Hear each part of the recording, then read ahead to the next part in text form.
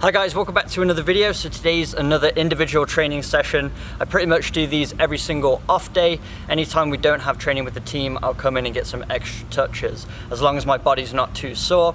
So I'm going to show you again what I do in today's session, pretty much a similar format, just changing the exercises. So we always start with a dynamic warm-up, then I'll go into some dynamic ball mastery, a bit of band work, a little bit of first touch, then I always end with some kind of finishing to goal. So working on all the different techniques, so first touch, finishing, dribbling, ball mastery. So you guys can see how I package my individual training sessions. And I know you guys have been enjoying them. You let me know in the comments. So I want to put out more content like this for you guys if it's going to be beneficial. Just before we jump into it, I want to say a huge thank you to the sponsor of today's video, the Amino Company. The Amino Company and I have partnered. They're helping me fuel and recover from my training sessions. So I've been using their supplements, including this one here, which is Perform. Perform's a great supplement to take before training. It helps you get the most out of your sessions by increasing your stamina, helping increase your strength, also improving your focus as well as your energy levels. I've been taking this for a while now, since I started here at FC Tulsa, and I found it to be really beneficial.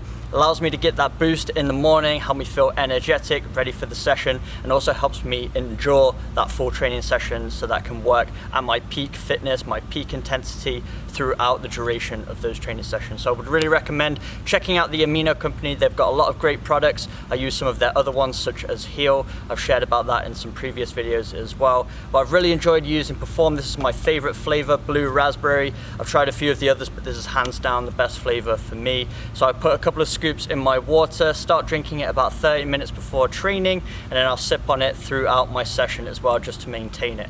So if you want to check them out, I'll put links in the description box below, as well as a unique code where you can actually get their products for a discount if you watch this channel. So I really appreciate the Amino Company for their continued support on the channel and also partnering with me to help fuel my sessions. Check them out in the description box below. But let's get right into today's session. So I began the session as always with a dynamic warm-up. I'll do this for about 5 to 10 minutes, just jogging backwards and forwards, getting some different movements in to get the blood flowing around the body, and just going through some of the movements I might encounter during the session, but at a lower intensity, so that I can ease into it to not only prevent injuries, but also increase my performance throughout the session. Because if you're warmed up and the muscle fibers are firing, you're going to perform better and get more out of your training sessions. So really important that you take the time to go through a dynamic warm-up at the start of each of your individual training sessions. Then I always go into some band work just to get everything really activated, especially the glutes and the groins and the hips. So I'll go through each of these exercises for 10 repetitions just with a medium resistance band, and then I'll go into some small movements here as well, just to make sure everything's ready to go for the session. I'm not going to get any small pulls or anything like that. Again, this is going to help you increase your performance during your sessions as well. Then I always finish with some knee lifts. This really helps activate the hip flexors, which are quite difficult to activate just in a dynamic warm-up. Then I'll go into a few fast feet exercises. So each of these that you'll see, I go for 10 seconds of work, then I'll rest for about 20 seconds, and I'm doing 4 exercises in total. This just helps you with your coordination and gets everything really fired up, because you're really switching on those fast twitch muscle fibers, and also your coordination, having to synchronize your arm and foot movements. I like to do these at the beginning of the session. I just feel a lot more prepared for my training after just doing maybe 4 rounds of fast feet exercises. It doesn't have to be for long. It's more about consistency. So instead of doing one session for a prolonged period, try and just do a few fast feet exercises at the beginning of each of your individual sessions. Our team does it before every single training session, just for a few repetitions, and it's a great way just to switch on. Then I'm going into some dynamic ball mastery here. So just working between the 4 cones, going around making a square pattern using the sole and inside of both of my feet. Again, this is similar to the warm-up. I like to warm up technically as well. I feel like after I've done a few ball mastery exercises, I feel a lot sharper on the ball, so that when I go into some more intense drills, I'm performing better. For this drill, I just did 2 rounds of 30 seconds of this exercise. And then I was actually joined by one of my teammates, Dario Suarez. He plays for FC Tulsa. He's a forward, great player, and he wanted to jump in on the session, so I hopped in with him, and we did some more dynamic ball mastery to begin with, just going through these cones cones here, getting a lot of different touches with all the different surface areas of both feet. So we went through the cones just using the inside and outside of both feet to manipulate the ball, pushing it out diagonally, keeping the touch close to our body, trying to take a touch of the ball with every step and go in between those cones without touching them. So we're at a medium intensity. Again, I would still consider this a part of the warm-up, just getting those touches nice and sharp. The goal of today's session is not to put too much on the legs because we have a lot of team training throughout the week, but it's just to get those technical touches that you don't often get a chance to get during the team sessions, because when you're training as a team, your touches on the ball are actually very limited, even though you're working very hard. So it's important that you take the extra time to get technical touches on your off days in your individual sessions so that your touch on the ball is a lot sharper, so that when you do get those few touches during your team sessions or in a match, they're a lot higher quality and you're more effective. So we went through this exercise. We went first through the inside and outside of both feet, then we went just the inside of both feet, and as you can see now, we're using the sole of both feet. Then after we completed 2 rounds of that, we went into some simple first touch exercises. So all we're doing is using the wall and working around these 3 cones. So we're using the inside of the foot to touch the ball across our body, and we're slightly moving forwards and backwards. So when we go around the back cone of that triangle that we're working with, we're just having to backpedal a little bit, take the touch across our body. And when we play the next pass, we just shuffle forward a little bit as well. So we're on the move slightly. Again, it's not very intense, just getting those crisp touches. And we went through each of these exercises for 30 seconds. So as you can see, we're using the inside of the foot the whole time on this first one. And then the second time through, we used the outside of the foot to take the touch across our body. And then finally, we used the sole of both feet just to touch the ball across our body and play the ball with our opposite foot.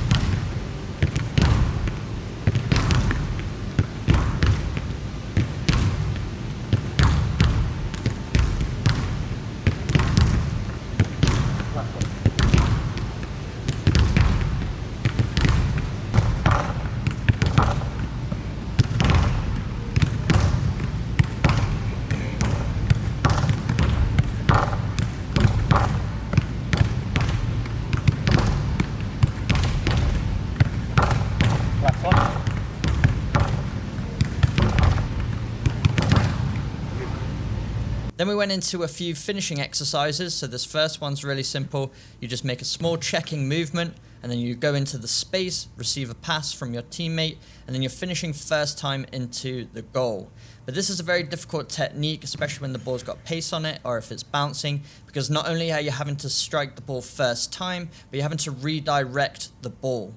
So sometimes when the ball's coming head on and you're kicking it back where it came from, it's a lot easier and the contact on the ball doesn't have to be as clean. But when you're redirecting the ball, there's a lot more room for error. So this is a technique I like to practice often. It's really important to work on that timing, getting clean contact on the ball and redirecting it towards your target. So you're having to keep your hips open, so you're facing almost halfway between the player and the goal, and then you're rotating your hips to finish the ball towards the goal. So we went through each of these exercises, probably about 10 reps each, and then we went on to the left side, and we have a few more finishing exercises for you, but we really wanted to focus on just some first time finishing. Again, it's not really intense, we're just working on getting those clean contacts on the ball, trying to hit through the middle of that ball and towards our target.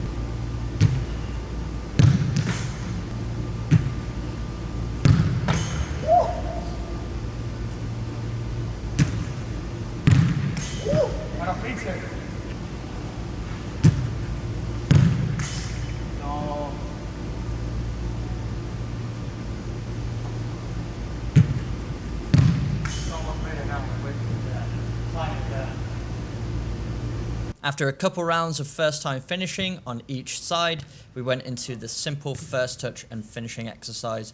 We're a little bit further away from goal this time. As you can see, we've marked a triangle with the 3 cones, and we're just playing the ball to each other in the air. You start outside the triangle, then the goal is to take your first touch towards that triangle, trying to get into the middle of it if we can. Then our next touch, we're striking the ball towards goal.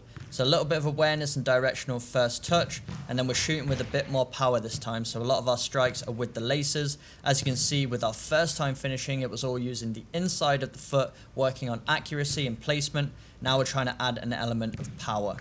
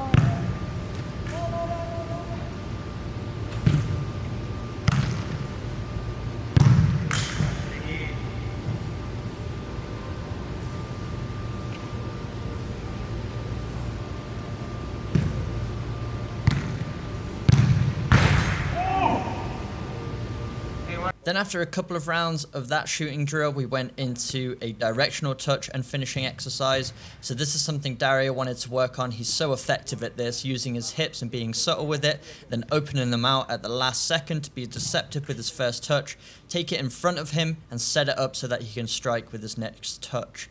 So Dario's technique is obviously on another level. You might have noticed his shooting technique is really polished, really clean, and Dario works on these kinds of exercises a lot. So it's good to learn from players like Dario how they open up their hips, how they're subtle with their body movements, and they create space. So we're just taking our touch between those 2 cones, acting like it's 2 defenders, squeezing in between them, and with our next touch, striking the ball. So really working on that touch so that we can set up our finish. So you'll see when we take a bad touch, it's a lot harder to strike the ball. So really focusing on pushing out directly in front of us, forwards enough so that we can gain some momentum and strike it with our second touch. So we went through a couple of rounds on this on the left side, and then we just went over to the right and repeated the exact same thing.